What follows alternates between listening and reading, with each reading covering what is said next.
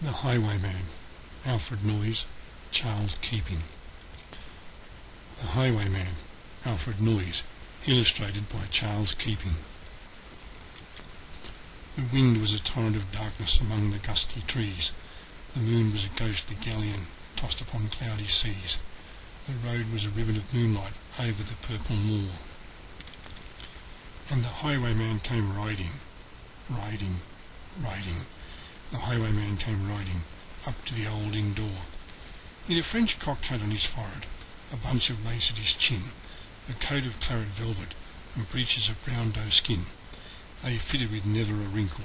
His boots were up to the thigh, and he rode with a jewelled twinkle, his pistol butts a twinkle, his rapier hilt a twinkle under the jewelled sky. Over the cobbles he clattered and clashed in the dark inn-yard.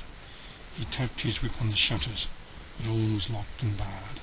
He whistled a tune to the window, and who should be waiting there but Bess, the landlord's black-eyed daughter, Bess, the landlord's daughter, plaiting a dark red love knot into her long black hair.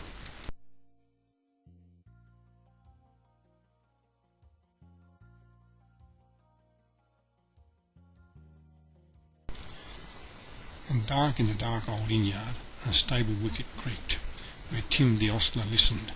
His face was white and peaked, his eyes were hollows of madness, his hair like mouldy hay, but he loved the landlord's daughter, the landlord's red-lipped daughter.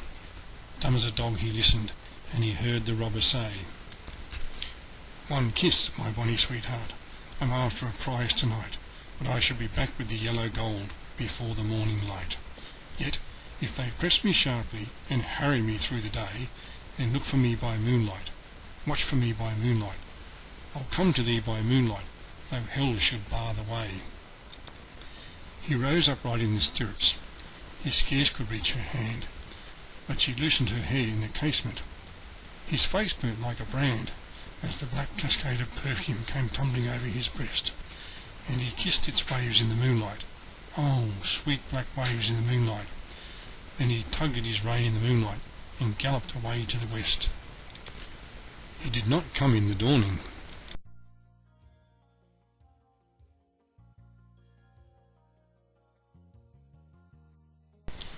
He did not come at noon.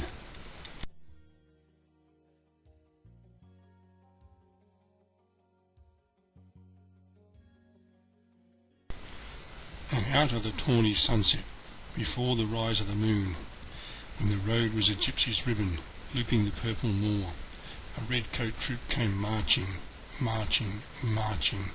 King George's men came marching up to the old inn door. They said no word to the landlord, they drank his ale instead. But they gagged his daughter and bound her to the foot of her narrow bed. Two of them knelt at her casement with muskets at their side. There was death at every window, and hell at one dark window, for Bess could see, through her casement, the road that he would ride.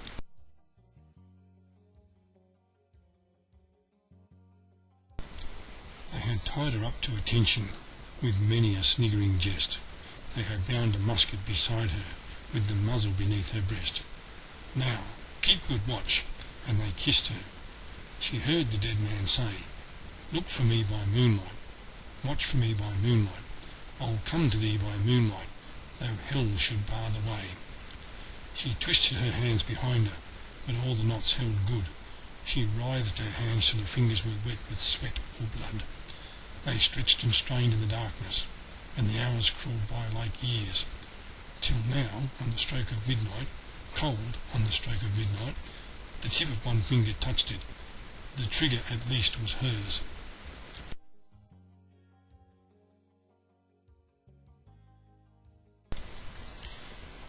The tip of one finger touched it. She strove no more for the rest. Up, she stood up to attention, with the muzzle beneath her breast. She would not risk their hearing, she would not strive again, for the road lay bare in the moonlight, blank and bare in the moonlight, and the blood of her veins in the moonlight throbbed to her love's refrain. Clop, clop, clop, clop. Had they heard it?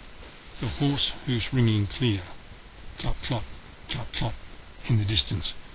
Were they deaf that they did not hear? Down the ribbon of moonlight, over the brow of the hill, the highwayman came riding, riding, riding. The redcoats looked to their priming. She stood up, straight and still.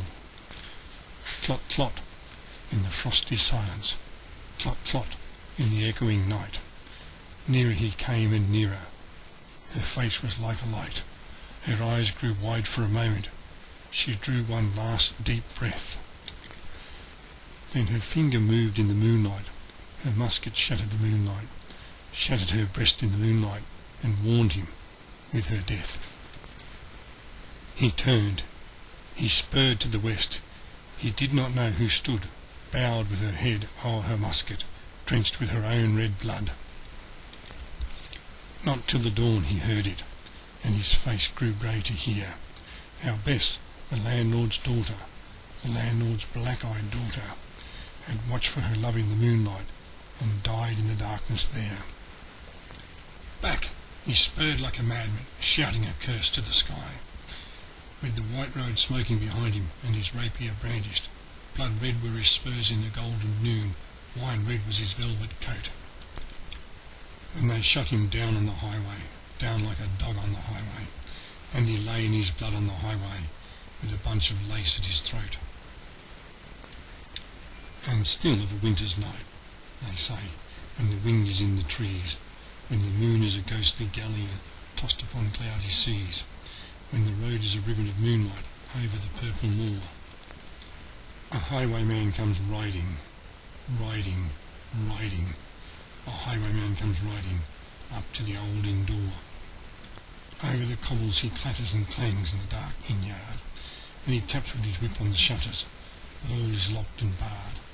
He whistles a tune to the window, and who should be waiting there but the landlord's black-eyed daughter, Bess, the landlord's daughter, plaiting a dark red love knot into her long black hair.